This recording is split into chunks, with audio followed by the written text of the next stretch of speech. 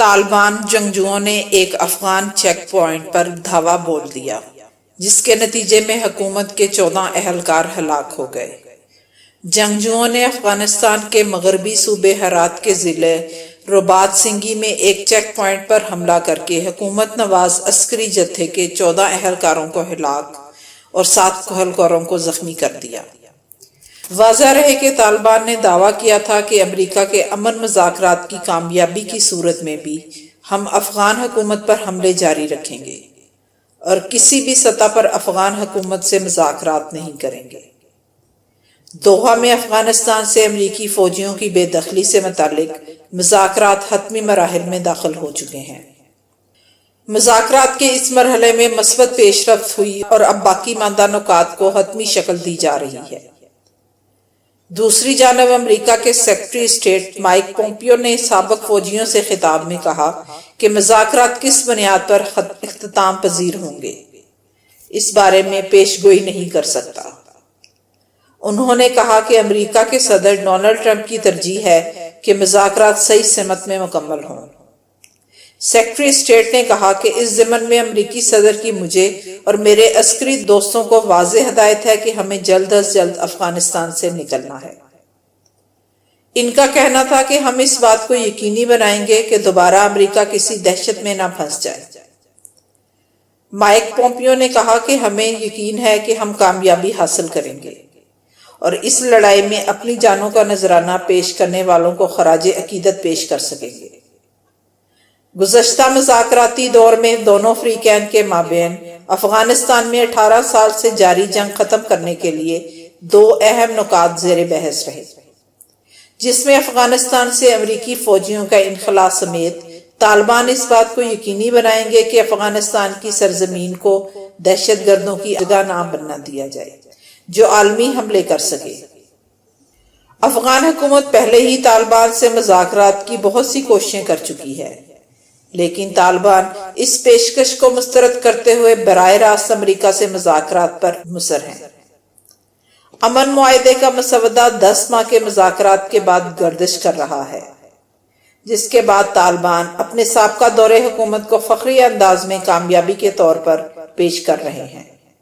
افغانستان میں 1996 سے 2001 تک اقتدار میں رہنے کے دوران طالبان حکمرانی کی عمومی طور پر مذمت کی جاتی رہی ہے۔ کہا جاتا ہے کہ اپنے دور اقتدار میں طالبان نے لڑکیوں اور خواتین کو تعلیم تک رسائی دینے سے انکار کیا تھا۔ ٹیلی ویژن سمیت ان کی روزمرہ زندگی پر سخت قوانین لاگو کر دیے تھے۔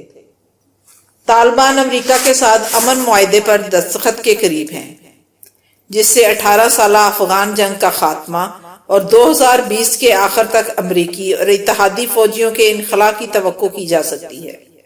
لیکن اب طالبان اپنی سابقہ طرز حکمرانی پر نظر ثانی کا ارادہ رکھتے ہیں۔ پیر کے روز جاری کیے جانے والے ایک بیان میں طالبان کا کہنا ہے کہ افغانستان میں کسی کٹ پتلی حکومت یا تنظیم نے ملک کی ترقی اور خوشحالی کے لیے اس انداز میں کام نہیں کیا ہے جس انداز میں ہم نے کیا ہے یا کر رہے ہیں۔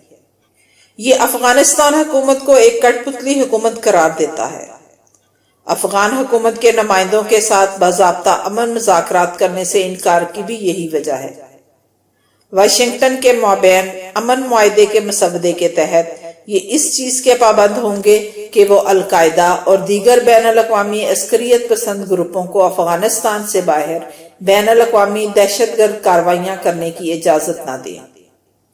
تاہم امریکی نمائندوں کا کہنا ہے کہ اس کا مطلب یہ نہیں ہے کہ امریکہ افغان حکومت اور اس کی سیکیورٹی فورسز کی حمایت ترک کرنے پر غور کر رہا ہے۔ امریکی اعلیٰ مذاکرات کار زلمے خلیلزاد نے پیر کو اپنے ایک ٹویٹ میں کہا ہے کہ میں یہ واضح کرنا چاہتا ہوں کہ کسی کو بھی پروپیگنڈے کے ذریعے خوفزدہ یا بیوقوف نہیں بنایا جانا چاہیے۔ ہم اس وقت اور طالبان کے ساتھ کسی سمجھوتے کے بعد بھی افغان افواج کا دفاع کریں گے۔ طالبان حکومت نے جسے پڑوسی ملک پاکستان، متحدہ عرب امارات اور سعودی عرب نے تسلیم کیا تھا، غیر قانونی افیون اور پوسٹ کی کاشت میں اپنی سخت گیر پالیسی کی بدولت نمایاں کمی کی تھی۔ تاہم اس حکومت کے ناقدین اسے اکثر قبرستان کے امن سے تعبیر کرتے تھے۔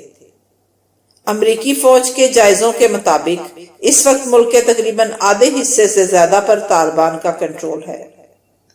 اس سے یہ خدشہ پیدا ہوا ہے کہ اگر غیر ملکی فوجیں ملک سے نکل جاتی ہیں تو افغانستان 1990 کی دہائی کی خانہ جنگی کی طرف لوٹ سکتا ہے۔ امریکی قیادت میں افغان فوجوں نے 2001 کے آخر میں القاعدہ کے لیڈروں کو پناہ دینے کا الزام لگاتے ہوئے طالبان کی حکومت کا خاتمہ کر دیا تھا۔ اس کے بعد سے طالبان نے افغانستان میں برسر اقتدار آنے والی ہر حکومت کو امریکہ کی کٹ پتلی قرار دیتے ہوئے اس کے ساتھ کوئی بھی امن سمجھوتا کرنے سے انکار کر دیا تھا۔ ان کا کہنا ہے کہ یہ صرف افغان معاشرے کے چند طبقے ہی ہیں جنہیں امریکی ہتھیاروں اور ڈالروں کی مدد سے افغانستان پر مسلط کیا گیا تھا۔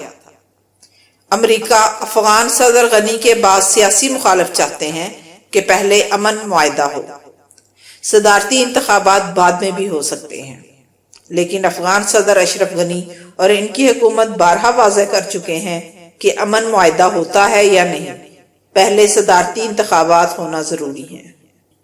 لیکن امریکہ کے سفیر جان باس نے کہا ہے کہ ان کے نزدیک امن زیادہ اہم ہے، کیونکہ امن افغان عوام کی ترجیحات میں سر فہرست ہے۔ امریکی سفیر کا کہنا تھا کہ امریکہ کے لیے امن سب سے اہم ہے کیونکہ یہ افغان عوام کے لیے سب سے زیادہ اہم ہے۔